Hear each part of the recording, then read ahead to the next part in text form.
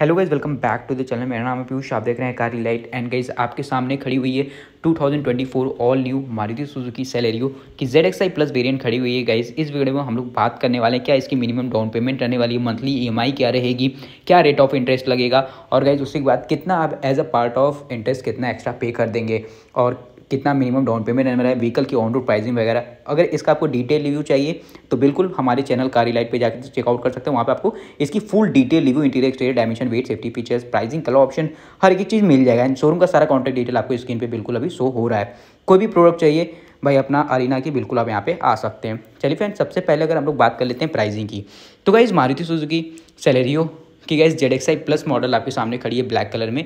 इसकी प्राइस आपको 7.5 लाख तक अप्रॉक्स ऑन रोड कॉस्ट करेगी। एंड गाइस अभी कुछ जगह इस पर डिस्काउंट भी चल रहा है, अगर आप लेते हैं तो आपको कुछ डिस्काउंट भी मिल जाएगा। एंड अगर एक्सचेंज पे लेते हैं तो यहाँ पे भी आपको और भी कुछ एक्स्ट्रा बोनस वगैरह देखने को मिले। एंड गाइस सबसे पहले हम लोग बात करेंगे मिनिमम डाउन पेमेंट की, क्या यहाँ पे आपको मिनिमम डाउन पेमेंट देखने को मिलेगा।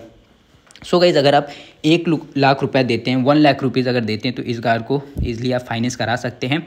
बहुत ज़्यादा प्राइस की कार नहीं है, एंड कुछ इससे मतलब कम पे भी हो सकता है 10,000, एंड 10,000 कुछ ज़्यादा पे भी हो सकता है। तो अप्रॉक्स आप 1 लाख का मतलब लेके चलिए भाई मिनिमम डाउन पेमेंट अपना सेलेरियो ZXi प्लस के लिए।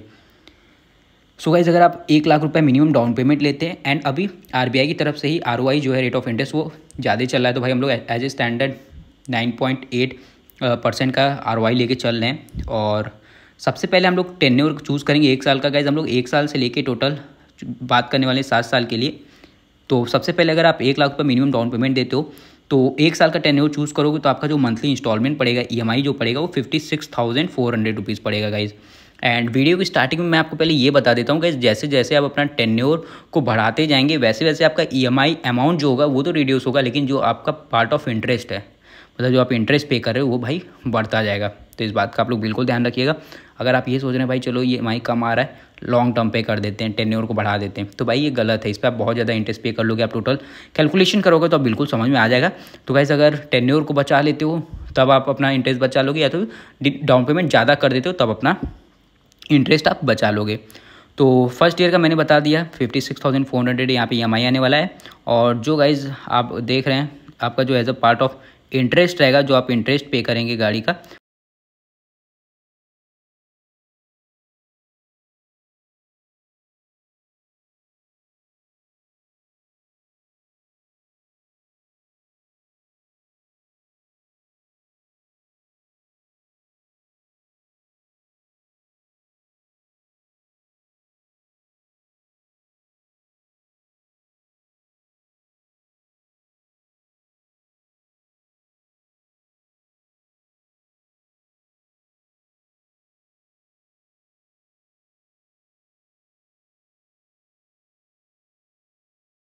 वो रहेगा गाइज आपका 35,000 रुपीज़।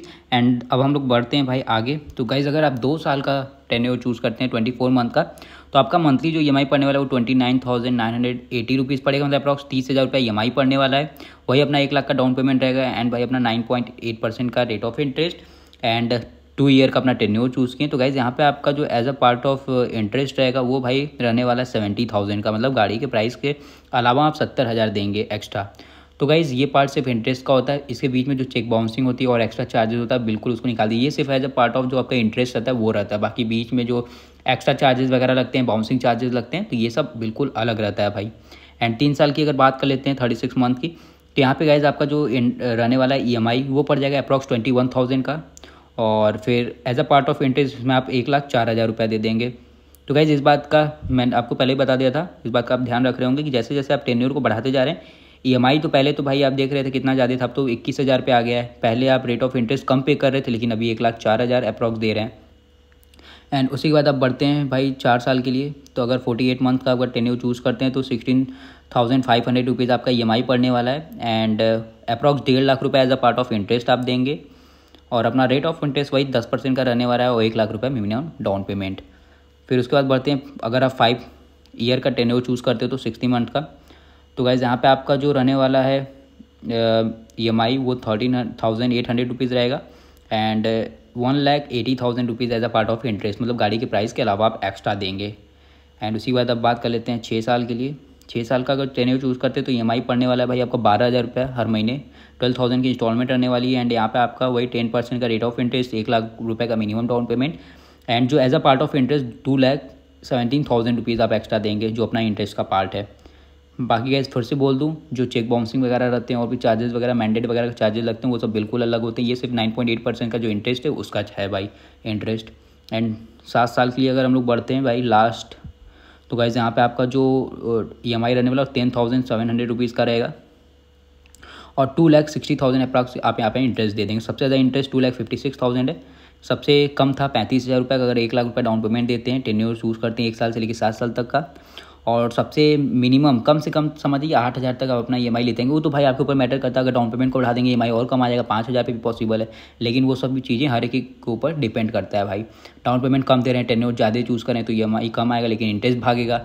डाउन पेमेंट कम दे रहे हैं, टेन्योर भी कम चूज़ कर रहे हैं तो आपका इंटरेस्ट कुछ बचा लेंगे। लेकिन गाइज अगर आप सब चीज़ से कंप्रोमाइज़ कर रहे हैं तो आपको इंटरेस्ट अच्छा पे करना पड़ेगा। बाकी गाइज अब बात कर लेते हैं क्या क्या डॉक्यूमेंट्स नेसेसरी होते हैं भाई कार अगर आप फाइनेंस कराते हैं तो। सबसे पहले गाइज आपका आइडेंटिटी प्रूफ में Aadhaar card, PAN card, electricity bill, utility bill से काम हो जाता है। फिर उसके बाद सेम चीज़ आपका आइडेंटिटी एड्रेस प्रूफ में काम हो जाता है। एंड देन उसके बाद भाई आपका इनकम प्रूफ आ जाता है। अगर आप एम्प्लॉई हैं तो भाई फॉर्म 16 वगैरह ये सब से काम चल जाता है। एंड अगर आप एम्प्लॉयर हैं तो भाई अपना GST सर्टिफिकेट या फिर जो आपका ITR वगैरह फाइल करते हैं वो आपको देना पड़ेगा। एंड एम्प्लॉयर दोनों लोग के लिए भाई बैंक सर्टिफिकेट दे सकते हैं आप, क्योंकि वहाँ पे मैंडेटरी हो जाता है स्टेटमेंट, लास्ट 3 to 6 मंथ का बैंक स्टेटमेंट आपका ज़रूरी रहता है भाई। एंड उसी के बाद कुछ भाई हैं जो चेक्स वगैरह भी लेते हैं, पहले कोई लोन चल रहा है तो उसका आप NOC है तो बिल्कुल वो ले लीजिए। तो ये सब डॉक्यूमेंट्स होते हैं भाई व्हीकल फाइनेंस कराने से पहले। अगर आप बाहर से कराते हैं तो एक डीलर से तो कोटेशन ले लीजिए जो कि भाई अपने बैंक पे आप जाके दे सकते हैं। बाकी गाइज आप एसेसरीज़ वगैरह में और इंश्योरेंस में और ये सब चीज़ में थोड़ा सा डिस्काउंट कराने की कोशिश करेंगे, बिल्कुल अच्छा खासा भी आपको अरीना पे लाइक छोटी गाड़ियाँ जो हैं लाइक अल्टो एंड भाई अपनी एस्प्रेसो ये सब पे अच्छा डिस्काउंट आपको मिलेगा। बाकी गाइस होप करता हूँ आप सभी को वीडियो इन्फॉर्मेटिव लगेगी, अच्छी लगेगी। वीडियो अच्छी लगी इसको लाइक करिएगा, चैनल पर नए इसको सब्सक्राइब करिएगा। ऐसे ही कार से related interesting review update comparison में पाने के लिए मिलता हूँ नेक्स्ट वीडियो के साथ। Till then take care, bye bye.